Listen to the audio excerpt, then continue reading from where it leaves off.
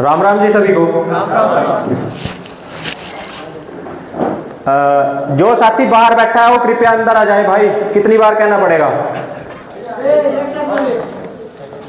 हम लोग इतनी दूर से आए हैं, थोड़ा तो हमें भी टाइम दीजिए।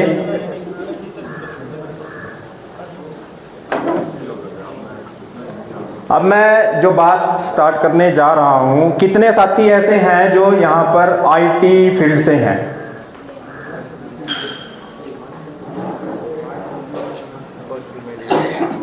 चार। नहीं, जिनका फील्ड ही प्रोफेशन खुद का आईटी था या अभी भी है, जैसे सॉफ्टवेयर लाइन हो गया या सर्वर लाइन हो गया, हार्डवेयर हो गया। ठीक है, दो साथी हैं। तो मैं अपनी बात शुरू करूंगा। सबसे पहले बताऊंगा कि आईटी है क्या चीज़। इंफॉर्मेशन टेक्नोलॉजीज का पूरा नाम होता है, जिसने अपने मतलब पूरे मानव जीवन को ही बदल के रख दिया अगर देखा जाए तो। क्योंकि जितनी टेक्नोलॉजी बढ़ती चली गई उतना ही हमारे जीवन को सुख भी मिला है और दुख भी मिला है। अब सुख किस तरह से मिला है और दुख किस तरह से मिला है वो मैं आपको बताऊंगा। मैं खुद एक आईटी कंपनी में जॉब करता था, लगभग 10 साल मैंने जॉब की। और उस 10 साल में मैंने जो जो देखा वो मैं आपको थोड़ा सा बताऊंगा। अभी मैं एक सॉफ्टवेयर डेवलपर की पोस्ट पे काम करता था और शुरुआत में मैंने जब अपनी जॉब स्टार्ट करी तो वो आप मानोगे नहीं, मैंने 3000 से स्टार्ट किया था। जुनून था कि आईटी में इंजीनियर बनना है। फिर जब कंपनी को परफॉर्मेंस दिखी तो आप मानोगे कि 2 महीने के अंदर मेरा जो पैकेज था उन्होंने डायरेक्ट ही 15,000 रुपये पर मंथ कर दिया। फिर उसके बाद चलता गया और जब मैं इसको गहराई में जानने की कोशिश करी तो मुझे पता लगा कि हम कंपनी को कितना कमा कर दे रहे हैं और कंपनी हमें क्या दे रही है। तो बात चली कि इंफॉर्मेशन टेक्नोलॉजी में अब शुरुआत जो करें तो कंप्यूटर से होती है। ठीक है, कंप्यूटर में अगर हम कंप्यूटर को देखें तो वो क्या होता है, एक कॉम्बिनेशन है इलेक्ट्रॉनिक्स डिवाइस का और प्रोग्रामिंग का और हार्डवेयर का। जो क्या करता है, इलेक्ट्रॉनिक्स पार्ट के साथ उसको कंपोजिट करके और प्रोग्राम को एग्जीक्यूट करता है और हमें आउटपुट दिखाता है। कितने लोग इतने जानते हैं कि कंप्यूटर जो है वो हमारी लैंग्वेज को नहीं समझता, वो सिर्फ मशीन लैंग्वेज को समझता है। तो मशीन लैंग्वेज क्या होती है, जो हम वो बिट की फॉर्म में चलती है 0 और 1 की, और वो लैंग्वेज वो समझता है और उसी लैंग्वेज में हम लोग उसको इनपुट देते हैं और फिर वो हमें आउटपुट देता है। तो इतनी गहराई में अगर आपको बताऊं तो हम हार्डवेयर की तरफ लेके चले तो कंप्यूटर को चलाने के लिए ऑपरेटिंग सिस्टम की जरूरत होती है। ऑपरेटिंग सिस्टम हमारे पास विंडो, लाइनक्स और एप्पल, यही है। किस किस को ये नॉलेज है कि जो माइक्रोसॉफ्ट विंडो है वो बिल गेट्स की नहीं है? नहीं पता। जो माइक्रोसॉफ्ट विंडो या पूरा का पूरा माइक्रोसॉफ्ट है वो बिल गेट्स का नहीं है, वो उसने चोरी किया है अपने फ्रेंड का। नहीं पता था किसी को। ठीक है, अब अगर मैं ऑपरेटिंग सिस्टम की बात करूं तो उसमें जो विंडोज सॉफ्टवेयर है, विंडोज ऑपरेटिंग सिस्टम है, अगर मैं ये कहूं कि वो चलाने के लिए और फिर उसमें वायरस डालने के लिए और फिर उसका एंटीवायरस डेवलप करने के लिए वो खुद माइक्रोसॉफ्ट इस पे काम करता है। किसी को पता है? वो वायरस भी खुद बनाता है और उसका एंटीवायरस भी खुद बनाता है। तो ये क्या हुआ, एक बिजनेस ही हुआ। मतलब कि पहले बीमारी थी फिर इसकी दवा भी हुई थे। वो ऐसे ही वो बिल गेट्स अब आपका कोरोना में भी ऐसे ही काम कर रहा है। तो सेम थ्योरी उसने यहाँ इंप्लीमेंट किया। और अगर सिक्योरिटी की या सेफ्टी फीचर की बात करूं, हम मानते हैं कि एप्पल सबसे बेस्ट है, लेकिन मेरा एक्सपीरियंस ये कहता है कि लाइनक्स जो उबंटू ऑपरेटिंग सिस्टम है वो एक ओपन सोर्स सिस्टम है जिसको आप विदाउट एनी की, प्रोडक्ट की या परचेज करे बगैर यूज कर सकते हैं। क्योंकि मैं प्रोग्रामिंग करता हूं तो मुझे लगभग स्टार्टिंग में 3 साल विंडोज यूज किया मैंने, लेकिन जब मेरे पास उबंटू आया तो मैंने देखा कि वो इतना बेस्ट ऑपरेटिंग सिस्टम है एज कंपेयर टू विंडो, क्योंकि फीचर्स के मामले में या फिर वायरस को रिमूव करने के मामले में उबंटू सबसे बेस्ट है। क्योंकि वो एक ऐसा ऑपरेटिंग सिस्टम है जिसमें अगर आप उसमें एक पेन ड्राइव लगा रहे हैं ना और उसमें अगर वायरस है तो वो उसको एक्सेप्ट ही नहीं करेगा। अब अगर विंडो की बात करें तो वो उसमें शो करेगा कि वायरस डिटेक्टेड, हो सके तो कॉपी भी कर सकता है। तो कहने का मतलब ये है कि जब हमारे पास अवेलेबिलिटी है कि हम विंडोज ना यूज करके उबंटू ऑपरेटिंग सिस्टम को यूज करें, क्योंकि उसमें ना वायरस आएगा और ना बनेगा। तो जो भाई कंप्यूटर लाइन में काम करता है तो मैं उसको सजेस्ट करता हूं कि वो उबंटू ऑपरेटिंग सिस्टम यूज करे। पहले 10 से 15 दिन के यूज में आपको लगेगा कि थोड़ा सा डिफरेंट है, लेकिन जब यूज करने लगोगे तो ये कहोगे तो बेस्ट है। अब इससे आगे चलूं तो ऑपरेटिंग सिस्टम के बाद हमारे पास आता है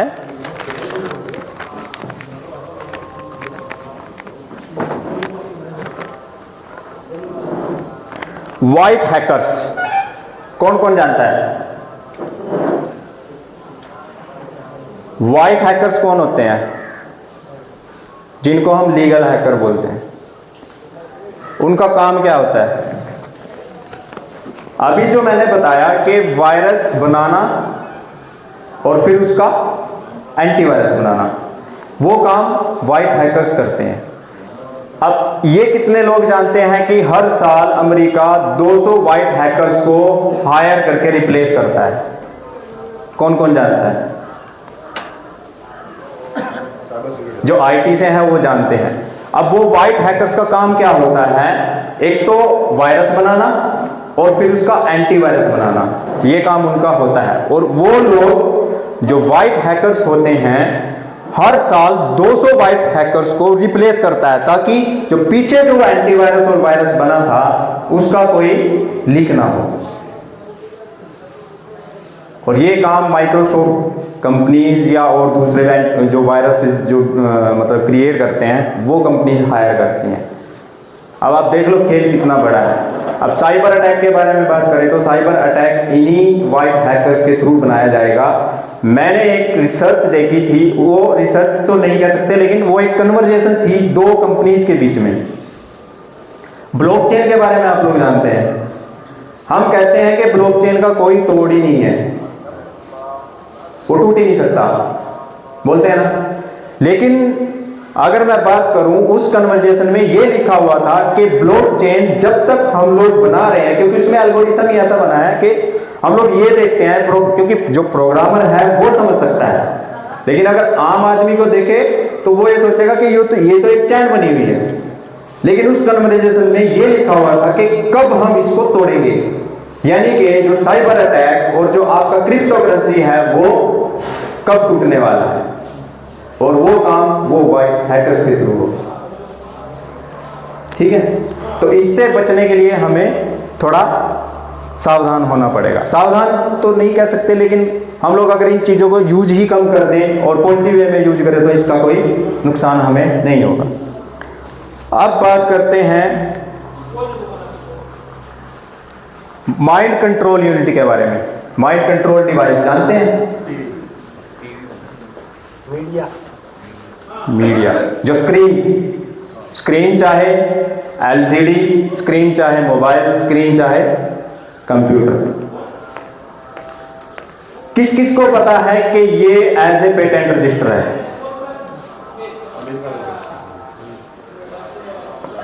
मतलब कि जो माइंड कंट्रोल यूनिट, आपके माइंड को कंट्रोल करने के लिए एक डिवाइस यूनिट, वो एज ए पेटेंट रजिस्टर है कि हम इसको यूज करेंगे आपके माइंड को कंट्रोल करने के लिए। शुरुआत कहां से हुई? टीवी से। टीवी के बाद लैपटॉप, एलसीडी, फिर मोबाइल। अब मोबाइल एक ऐसा डिवाइस आया कि आप लोग पूरी की पूरी तरह कंट्रोल हो चुके हो गए हो कंट्रोल। कितने एग्री हैं साथी जो ये मानते हैं कि हम लोग कंट्रोल हो चुके हैं? आपके बच्चों को कंट्रोल कर दिया, आपको कंट्रोल कर दिया। आप 5 मिनट तक बिना मोबाइल के रह ही नहीं सकते, कुछ ना कुछ तो चाहिए। अंगली चलेगी चलेगी चलेगी, नहीं चलेगी तो फिर दिमाग बोलेगा अरे कुछ तो दिखाओ, इससे अलग दिखाओ। अब इसका इफेक्ट हमारे बच्चों पर कितना पड़ा है वो मैं बताता हूं। अगर आईटी का हम एजुकेशन में लेके चले, आपको लगा होगा कि कोरोना में क्या हुआ था, बच्चों को ऑनलाइन एजुकेशन के ऊपर मतलब जोर दिया गया। कोरोना में स्कूल बंद कर दिए, ऑनलाइन काम आना स्टार्ट हो गया। क्या आपने इतना एग्जामिन किया है कि उस दौरान से लेकर अब तक उस मोबाइल में आपके सामने कितनी अश्लील वीडियो आती हैं? अपनी बात करूं, मैं रोज तो नहीं कह सकता, हफ्ते में लगभग 30 से 35 पेज में ब्लॉग करता हूं जो वीडियोस मेरे सामने आती हैं। अब बच्चों को कैसे कंट्रोल किया उन वीडियोस के थ्रू, क्योंकि छोटे बच्चों का काम तो माताएं बहनें करवाती थी, लेकिन जो बच्चे खुद मोबाइल चलाना जानते हैं वो भाई साहब, अगर आप देखोगे रात को 12-12 बजे तक अपने बिस्तर के अंदर मोबाइल लेके उन वीडियोस को देखते हैं। अब इसका उद्देश्य क्या था? ताकि वो लोग पहाड़ के जो एनवायरनमेंट है उसमें ना जाके उसी चीज में भूले रहें। अगर मैं अपने गांव की ही बात करूं तो मैं खुद सोचता हूं कि जितने भी लड़के 10 से लेके 12वीं तक पढ़ चुके हैं वो लगभग कोरोना के बाद घर पे ही हैं। या तो वो दूसरे देश के लिए तैयार है जाने के लिए, या फिर वो बस ठिकाने बने हुए हैं, वहीं पे जाएंगे, बैठेंगे, दोपहर का टाइम हुआ खाना खाने चले गए, फिर वापस आके वहीं पे बैठेंगे। तो मतलब मैं सोचता हूं कि लगभग +2 के बाद फिर ग्रेजुएशन के बाद हम लोगों के ऊपर जिम्मेवारी आ जाती थी कि हम लोग आगे जाके अपने परिवार का पालन पोषण या फिर अपने परिवार की जिम्मेवारी लेना और उसको कैसा निभाया जाए वो सीख जाते थे। लेकिन अब वो लोग मोबाइल में ही उलझा दिए हैं, मोबाइल के बिना नहीं रह सकते। अब एजुकेशन की बात करें तो बाइजू ऐप हो गया, अनअकैडमी ऐप हो गया और काफ़ी सारी ऐप्स हैं जिनके थ्रू ऑनलाइन एजुकेशन का फंडा चला। अब मुझे आप ये बताइए, क्या हर एक बच्चा खुद से पढ़ सकता है क्या? नहीं। तो क्या ये सही है? क्या हर एक बच्चा एक ही तरह से पढ़ सकता है क्या? अगर मैं देवेंद्र भाई की बात करूं तो वो बताते हैं कि जो लिसनर, जो 80% जो बच्चे या हम लोग कह सकते हैं कि जो पॉपुलेशन है वो लिसनर है, और लिसनर की कैटेगरी एक ऐसी है जिसको हम जितना बताएंगे वो सिर्फ उतना ही करेगा। किसी को पता है तो जिसने पेरेंटिंग एजुकेशन की वीडियोस देखी हैं, तो अगर मैं खुद के परिवार की ही एक एग्जांपल लूं, मेरी भतीजी है वो पूरी प्रॉपर लिसनर है, उसको जितना बोल दिया वो उतना ही करती है, उससे आगे नहीं जाती। तो क्या वो मोबाइल के थ्रू पूरा का पूरा सिलेबस अपना कवर कर सकती है? तो क्या एक फायदेमंद है? जब कोरोना में स्कूल बंद हुआ तो जनता सरकार मोर्चा ने ही इस लड़ाई को, स्कूल खुलवाने की लड़ाई को लड़ा था। क्योंकि हम देखते जा रहे थे कि परिवार में, अपने गांव में, अपने शहर में हर एक बच्चा मोबाइल का एडिक्ट होता जा रहा है और वो मोबाइल के बिना रह ही नहीं रहा। अब मैं खुद, मेरा बच्चा 5 साल का समरवीर है, मतलब मैं इतना संतुष्ट हूं कि देवेंद्र भाई को सुनने के बाद वो मोबाइल मुझे भी चलाने नहीं देता है कि पिताजी इसको रख दो, और खुद तो चलाता ही नहीं है।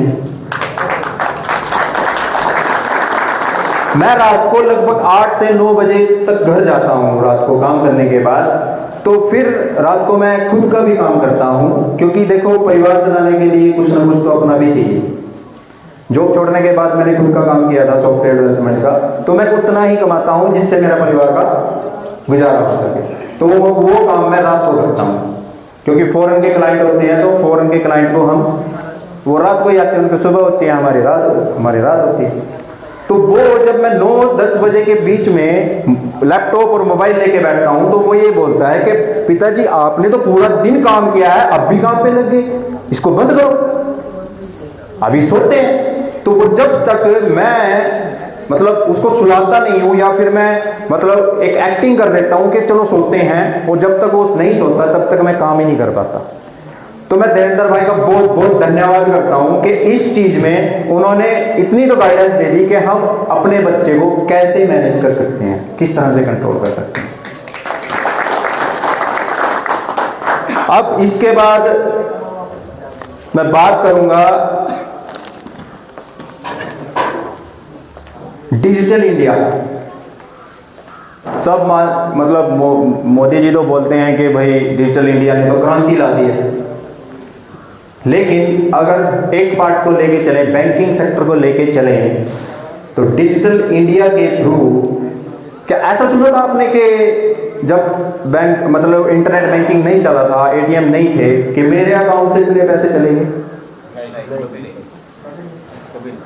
मेरे खुद के साथ हुआ है, मेरे अकाउंट से 2500 रुपए की ट्रेन टिकट बुक हो गई विदाउट ए OTP, और मुझे पता ही नहीं चला। फिर बैंक में गया, बैंक वाले बोलते हैं आपको OTP आया होगा, वो बोलते हैं FIR करो, FIR करें, वो लटका के रखते हैं बैंक। अब चलो, अब तो ये कह सकते हैं कि सरकार ने थोड़ा जिम्मेवारी लिया है कि मतलब टोल फ्री नंबर चलाया कि जिसका फ्रॉड हो जाए तो वो कंप्लेंट कर सकता है, उसके अकाउंट में पैसे वापस आ जाएंगे। पर लेकिन ये लगभग 3-4 साल से पहले की बात है, और उस फ्रॉड को ही मैं आपको बताता हूं कि 39% इंडियन फैमिलीज उस फ्रॉड के चक्कर में आ चुकी हैं। 39% फैमिलीज थोड़ी होती हैं क्या? तो फ्रॉड करने से मानव का शोषण हुआ है, तो क्या हुआ? पहले होता था क्या? चलो थोड़ी बहुत चोरी हो गई, किसी का कैश लूट लिया, ये होता था। और अब मैं अगर आपको आंकड़े बताऊं कि एक दिन में लगभग 100 करोड़ का फ्रॉड होता है विदाउट एनी मतलब अप्रूवल, बैंकिंग से ट्रांजैक्शन होता है पर डे 100 करोड़ रुपए बैंक कितना कमा रहा है।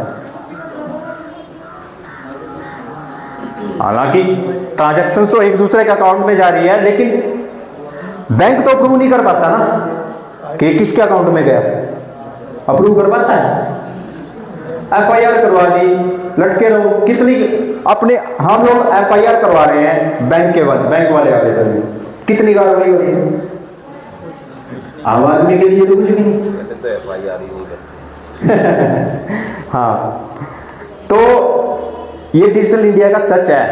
ये फ्रॉड, ये तो मैंने बैंकिंग का बताया आपको, इतने कई सारे फ्रॉड हैं जो आपको मतलब अगर सर्च करोगे तो एक मतलब हर एक स्टेप में निकलने स्टार्ट हो जाएंगे। अब बात करूं मैं सोशल मीडिया की। फेसबुक, इंस्टाग्राम, यूट्यूब पैसा तो बहुत दे रहा है डिजिट्स के फॉर्म में, लेकिन किसको दे रहा है? किसको? कभी देखा आपने? जब हम लोग वीडियो डालते हैं किसी मतलब इंफॉर्मेशन के लिए या कोई ज्यादा गहरी जानकारी के लिए या फिर किसी भी ऐसे टॉपिक के लिए जो समाज के लिए बहुत अच्छा हो, तो क्या वो व्यूज ले पाती है? नहीं ले पाती ना। तो क्या आपको लगता नहीं ये पूरा मैनेज है? आपको बताऊं, मैं जनता सरकार मोर्चा का जो ऑफिशियल पेज है उसके कवर पेज में हमने, जब हम उस सैनीवाला में गए थे, देसी घी की जोत जलाई थी, तो वहां पर एक साथी की ड्यूटी लगी थी कि वो उसको ध्यान रखेगा, उसका ध्यान रखेगा। अब इतनी सी चीज है कि उसकी फोटो कवर पेज पे लगा दी हमने, वहीं की फोटो थी, और आप मानोगे नहीं, फेसबुक ने उसके ऊपर भी मतलब रिस्ट्रिक्शन लगा दी कि ये हमारे गाइडलाइन से बाहर है। मतलब एक अपना साथी छतरी लेके जोत की रखवाली कर रहा है और वो मतलब गाइडलाइन से बाहर है, और इतनी अश्लील वीडियोस को वो गाइडलाइन से अंदर रखते हैं। तो मतलब कितना मैनेज हो रहा है, कितना मतलब ये फेसबुक का यूज धीरे धीरे जैसे बढ़ा है, क्योंकि स्टार्टिंग में तो हम लोग इसको एक एज ए सोशल कम्युनिकेशन के लिए यूज करते थे, लेकिन अब क्या हो गया, रील्स के माध्यम से जो मतलब जो अपनी माताएं बहनें, हम जिनको हम कह सकते हैं कि जो संस्कृति की जो नॉलेज थी वो सब कुछ खेला कर दिया उसका। अब पैसे भी उन लोगों को ही कमाए, उन्हीं के पास आता है। हम लोग देखते हैं कि जो नाच रही हैं मतलब आधे आधे कपड़े डाल के वीडियो बना रही हैं, उनके व्यूज तो इतने बढ़ जाते हैं और पैसा कमा रही है और दिखाते हैं कि हमने इतना कमा लिया, इतना कमा लिया। भाई क्या करेंगे, इज्जत कहाँ गई? तो इसका क्या क्या इफेक्ट पड़ा है, जैसे इंस्टाग्राम हो गया, यूट्यूब हो गया। स्टार्टिंग में क्या हुआ, फ्री में यूट्यूब वीडियो चलती थी, अब क्या है, डेली आता है skip the trial period, take premium, skip the trial period, take premium. कैसे आप लोगों को मैनेज किया, मैनिपुलेट किया, मतलब पहले फ्री दिया और फिर आपको प्रीमियम पे लेके आ गए। प्रीमियम में तो कुछ और ही मिलेगा। मैक्स प्लेयर हो गया। अब मैनेज देखो कितना किया है। पहले हम लोग टीवी देखते थे, रामायण चलती थी, महाभारत चलती थी, शक्तिमान देखा करते थे, ग्रुप्स में देखा देखते थे, पर पूरा परिवार बैठ के देखता था। मूवीज भी आती थी तो पूरा परिवार बैठ के देखता था। अब क्या हो गया,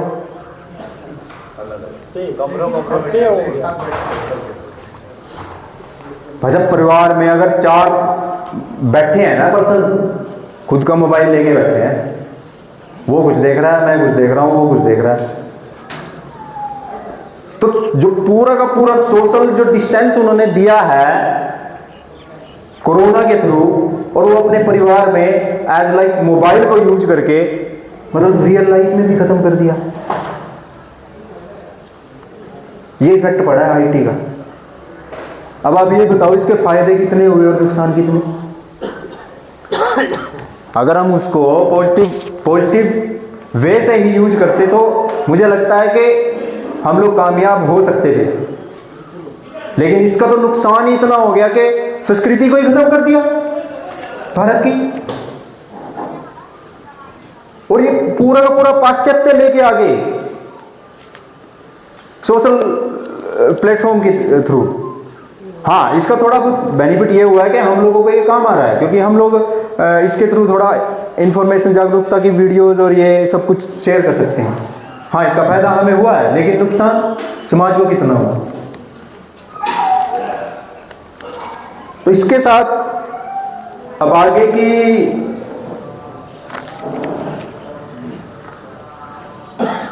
अब बात करूं मैं, मेन पार्ट है जो अपना आर्टिफिशियल इंटेलिजेंस। कौन कौन जानता है आर्टिफिशियल इंटेलिजेंस क्या काम आता है? कंप्यूटर पहले सोच नहीं सकता था, अभी सोच रहा है। वो कैसे सोचता है, बेरोजगार करने के लिए काम आता है। वो तो पीछे की बात है, वो तो बहुत आगे की बात है। मतलब उसमें जो डाटा दी हुई है उसमें सारी डाटा का प्रोग्रामिंग किया हुआ है ताकि वो खुद उस पर डिसीजन ले सके। वो डाटा कहाँ से आया होगा? हम नहीं भरा है। अब अगर मैं आपको छोटा सा एग्जांपल दूं, मैं वेबसाइट्स बनाता हूं, सॉफ्टवेयर बनाता हूं, तो उसमें जैसे हम लोग पहले काम करते थे तो क्लाइंट्स बोलते थे कि मुझे चैटबॉट चाहिए, ऑटो रिस्पॉन्स। हम लोग क्या करते थे, क्लाइंट हमें कुछ क्वेश्चंस देता था और उन क्वेश्चंस को, उस क्वेश्चंस के वो आंसर्स भी देता था और वो बोलता था कि अगर इस क्वेश्चन में ये वर्ड मैच हो गया तो ये रिस्पॉन्स आना चाहिए। ऑटोमेटिकली वो चैटबॉट होता था। लेकिन एआई क्या है, वो हम उसको ये कह सकते हैं कि वो एक उसका बहुत लार्ज अमाउंट ऑफ डाटा है। कैसे उन्होंने इस डाटाबेस को कलेक्ट किया, मतलब पूरी की पूरी जो मानव जाति की, जो हम ये कह सकते हैं जो सोच है ना, अभी तो 2020 का डाटा है जो एआई पे चल रहा है। जब लेटेस्ट अपडेट अभी आने वाला है, जब आप देखोगे तो आपको कोरोना में जो हुआ ये सब कुछ सब आएगा। जॉब्स कितनी छीन ली, कंटेंट राइटर भाई साहब मतलब बर्बाद हो चुका है। आप एक मतलब नेम डालोगे और चैट जीपीटी आपको सब कुछ दे देगा जो आपको चाहिए। कंटेंट, मेरे पास कंटेंट राइटर भी काम करते थे, अब वो बोल रहे हैं कि भाई साहब मतलब हम क्या करें, हम तो बर्बाद हो गए। जो कंटेंट हम 3-4 दिन में आपको देते थे वो चैट जीपीटी 5 मिनट नहीं लगाता।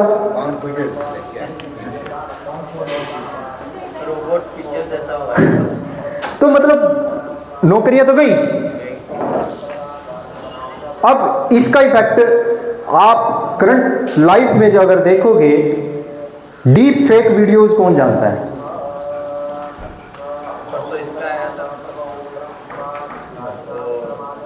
रश्मिका, चलो मैं उसकी तो बात नहीं करूंगा, मैं स्पेन की बात करता हूं। स्पेन के एक शहर में 28 स्कूल की लड़कियों का डीप फेक वीडियो बनाया गया और वो पब्लिक में शेयर कर दिया गया। तो क्या एआई सही है क्या? मैं तो ये कहता हूं, अगर किसी टेक्नोलॉजी का 10% भी नुकसान हो रहा है मानव जाति में, तो क्यों यूज कर रहे हो भाई? नुकसान तो नुकसान है। अब चोरी चाहे 1 रुपए की है और चाहे 100 रुपए की और चाहे 1 लाख रुपए की, नुकसान तो नुकसान ही है और चोरी तो चोरी है। क्या सरकार ने इस तरफ ध्यान दिया है कि जो ये वीडियोस, डीप फेक वीडियोस बन रही हैं, इसके ऊपर कोई रिस्ट्रिक्ट एक्शन लगाया है? कोई किया है? कोई मतलब उनको गिरफ्तार कर लिया, लेकिन जो बना रहे हैं, जहां से ये बन रहा है, उसके ऊपर काम किया है? अगर फॉर एग्जाम्पल, अगर मैं एक एग्जाम्पल लूं, किसी कंपनी में पॉलिथीन बन रहा है, मार्केट में गया, मार्केट में जाने के बाद कस्टमर को वो मिला उसमें सामान। अब सरकार क्या कर रही है कि उस पॉलिथीन में जो जिसके पास है, कस्टमर के पास है या दुकानदार के पास है, उस पर तो कार्रवाई कर रही है पॉलिथीन के ऊपर। जो बना रहा है वो, कमाल की बात तो यह है, एक तरफ लेज के पैकेट टंगे हुए हैं और दूसरी तरफ वो बेचारा ये पॉलिथीन उठा के ले जा रहा है, उसके ऊपर कार्रवाई हो रही है, लेकिन लेज के पैकेट के ऊपर कोई कार्रवाई नहीं, जो बना के दे रहा है, जो पैक करके दे रहा है। ये सेम टू सेम इस चीज में अगर एआई की बात करें तो डीप फेक वीडियोस, जो उसी बात पे आता हूं मैं, जो स्पेन की जो 28 लड़कियों की वीडियोस रिलीज हुई थी, मतलब शेयर की गई डीप फेक वीडियोस बना के, उन लड़कियों के ऊपर असर देखो क्या पड़ा, वो परमानेंट डिप्रेशन डिसऑर्डर में चली, घर से बाहर नहीं निकलती, स्कूल जाना बंद कर दिया।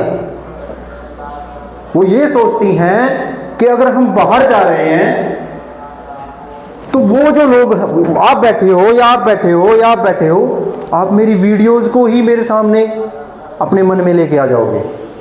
वो ये सोचती है बाहर ही नहीं जाती, बंद कर दिया बाहर जाना, लाइफ पूरी खत्म हो चुकी है। तो एआई का अब जोर में देख लो, रोबोटिक्स आ गया। अब एलन मस्क न्यूरोलिंक पे काम कर रहा है, चिप बना दिया। हम लोग पहले बोलते थे चिप लगेगी, ये लगेगी, कोई नहीं मानता था। लग गई ना? किस किस को पता उसने सबसे पहले बंदर पे ट्रायल किया था? अब बंदर पे उसने क्या ट्रायल किया आपको पता है? जब बंदर पे उसने ट्रायल किया लगभग 300 बंदर की डेथ हो गई इस एक्सपेरिमेंट में। उसको कोई सजा हुई क्या? तो एआई का मेरे हिसाब से मैं तो ये कहूंगा कि टेक्नोलॉजी में नुकसान कितना है और फायदा कितना है, मैं तो नुकसान ही कहूंगा। मानव जाति का नाश ही है। अब अगर मैं इंडिया में इसके रिसर्चर की बात करूं, उसने कंपनी से पिछले 2 साल पहले रिजाइन दे दिया, क्योंकि वो फ्यूचर जान चुका था कि एआई तो मानव जाति को ही खत्म करने वाला है, मैं काम करने वाला नहीं हूं, रिजाइन दे दिया। जब रिसर्चर को ही इतना पता लग गया तो क्यों उसको इंप्लीमेंट करवा रहे हो?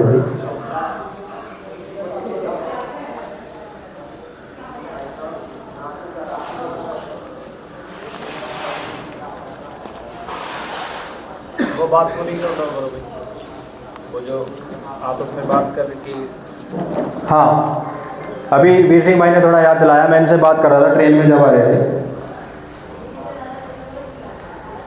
एआई का ही एक एक्सपेरिमेंट था जो मैंने रिसर्च देखी। 2 कंप्यूटर पे एआई चैट लगा के छोड़ दी गई,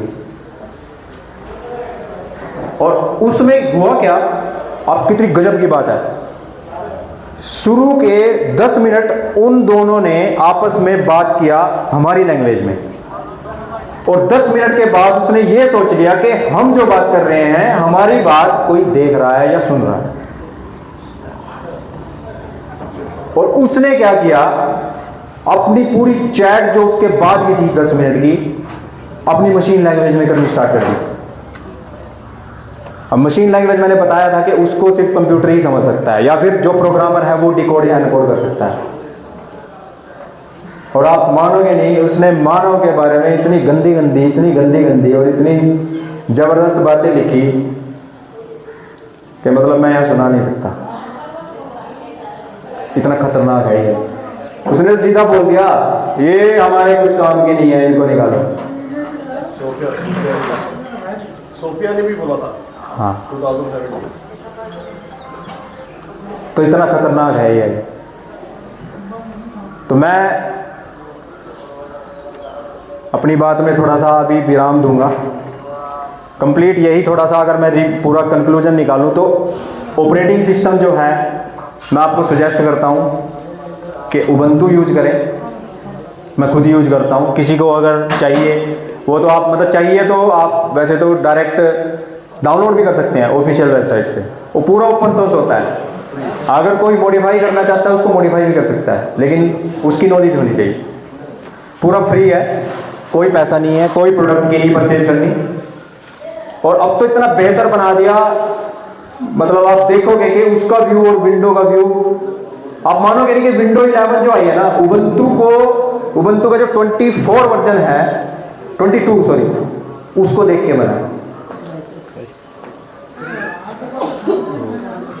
सोशल मीडिया के बीच में कौन कौन काम कर सकता है वो बात अब आधा घंटा। फाइनल बात जो है वो सोशल मीडिया में या फिर आईटी में जेएसएम क्या करना चाहता है। Amazon, फ्लिपकार्ट पे सब परचेज करते हैं, कौन कौन करता है? सब करते हैं। अगर हम अपना प्लेटफॉर्म बनाएं तो बहुत अच्छा है।